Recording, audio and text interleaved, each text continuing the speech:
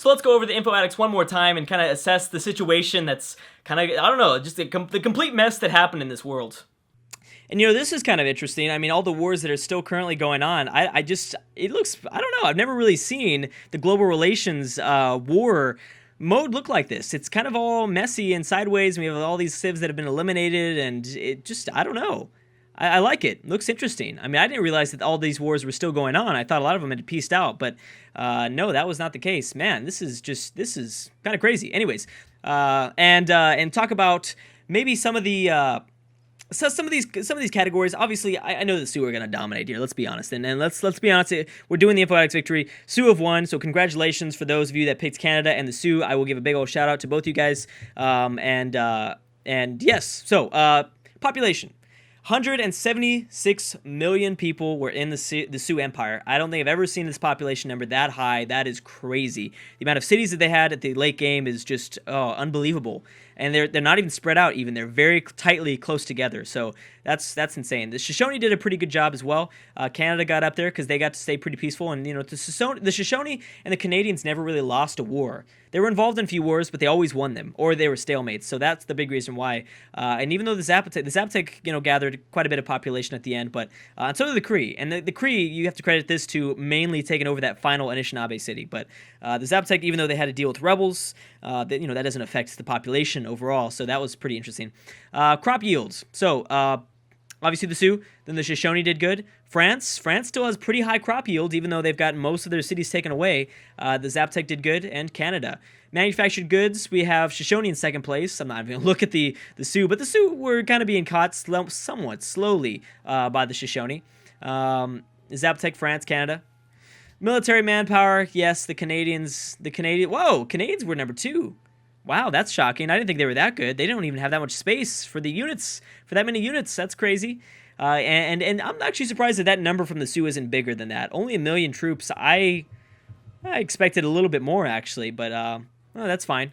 Approval doesn't really matter. Literacy doesn't matter either. Social standing. So the Sioux had the most policies adopted. Then we had the Shoshone at 32. Wow, very close behind. The Shoshone, I think, are a reoccurring second person here. Again, if the Sioux ever wanted to, I'm pretty sure the Sioux could just roll through Shoshone territory. I mean, it's really, if Sitting Bull wanted Pocatello to be eliminated from the game, he would have done it in an instant. I mean, he could have easily, just a few nukes, a few well-placed nukes, and a lot of these categories, they would have dropped significantly. So it's pretty interesting they never really went after each other. Happiness, wow, Zapotec are technically the most happiness, but they had the biggest rebel problem. That's kind of odd. Technology-wise, we have quite a few nations here that are capped off. France, the Sioux, Mayan, England, Zapotec, or America. It would have been interesting to see who would have won a science victory, but too bad. That kind of sucks there. Net golds, France did good, England did good, the Shoshone did pretty good. Wow.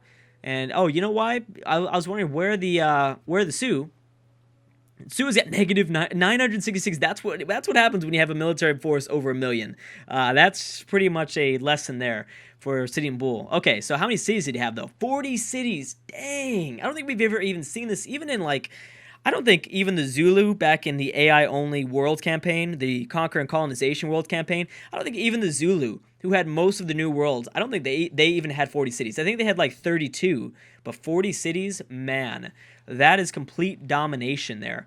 Science overall, yeah, obviously they had a high science output, but that actually should be higher. If they had 40 cities and they only had an output of 1,600, that's pretty bad. Wow. That's not good at all. Culture, yeah, they had a lot of culture, but again, that's not that good either. I guess culture, well, yeah, no, they had penalties for all the cities they have. It means the requirements for the culture for every policy goes up. Wonders, the Shoshone was dominating. No, they didn't dominate, but they had 8. Canada had 7. Sioux had 6, and America had 5. Then we had a kind of a tie here for 5th place with England and the Cree having 4. Treasury, Spain always did good with treasury for some reason. Total faith, of course, yeah, the Sioux weren't even using their faith at the end. Well, neither were the Shoshone. Influential, here we go. So 9 out of 9. It was still a very neck-and-neck race between the Shoshone and the Mayans. If we actually double-check here, let's check the... Because, again, I can't open up the screen. They still needed to be influential with 1, 2, 3, 4, 5, 6, 7, 8, 9, 10, 11, 12, 13, 14. I mean, they still need to be influential. I don't even know. I wish this screen would open, but we can't click it. They still need like a handful of civs still left. They probably still need to become influential with each other. I'm sure that was probably a big problem, but that wasn't really happening. And yeah, so the cultural victory, I don't know. That would have been really close, and that would have been interesting to watch. But I think it's very clear that... Wait a second, that's the Mayan. Whoa, Drew, you're getting ahead of yourself. The Mayan and the Shoshone were technically first place, tied for 9. The Sioux were right there behind with 8. Canada also at 8. Whoa, okay. I'm surprised that, no wonder the Shoshone went to war with the Mayans, or vice versa, because they were catching up in culture. Now let's look at the... Now, a big category, though, is actually tourism. Tourism here, the Sioux were dominating. Okay, so that's... But they've been dominating. Great works, the Sioux were also dominating there. But here's the thing. Here's what's interesting to me. Before we get into the discussion of like, oh, well, the Shoshone might have won because cultural victory. The problem is that because Canada won, it kind of shifted the AI strategy. The AI doesn't really... Obviously, they don't go for victory type. Just like no one went out and you know, put their spaceship parts in space. You know what I mean? So we don't know how often the AI decided not to use those great works and those great artists that spawned up, those great writers and all those great musicians. To see that the Sioux only had 30 great works is kind of amazing to me. With their 40 cities and all the culture and all the science and everything that they were producing, to see them only have that much, and we've seen that number way higher in other campaigns. Like, I'm pretty sure way higher. So my theory is that because Canada won so early, I think the AI wasn't focused on a victory. So they weren't using great works for a particular victory type.